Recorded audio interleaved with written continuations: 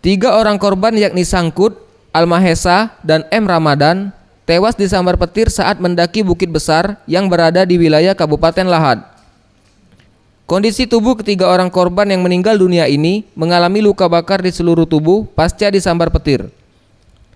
Ketiganya kini masih disemayamkan di ruang jenazah RSUD Lahad untuk divisum dan menunggu kedatangan pihak keluarga.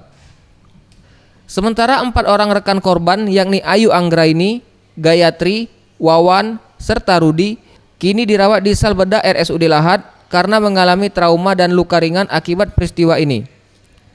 Seluruh korban merupakan warga Kabupaten Pali dan masih duduk di bangku SMA.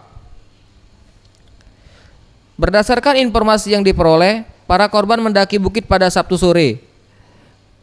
Karena proses evakuasi dilakukan pada malam hari serta medan yang dilalui cukup terjal, seluruh korban baru bisa dievakuasi ke rumah sakit pada pukul 2 dini hari tadi.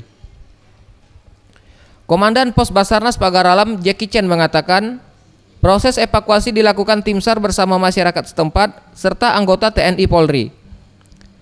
Dalam peristiwa ini, korban keseluruhan berjumlah 7 orang, 3 diantaranya meninggal dunia serta 4 orang lainnya selamat. Dari data yang kita dapat, korban itu bersama temannya berjumlah 7 orang dan 3 orang kena petir, sambar petir, Pak, seperti itu, Pak. Oh, posisinya yang 3 orang gimana, Pak? Posisi korban meninggal Dunia. Seluruh masyarakat saya kerahkan untuk mengevakuasikan mayat tersebut.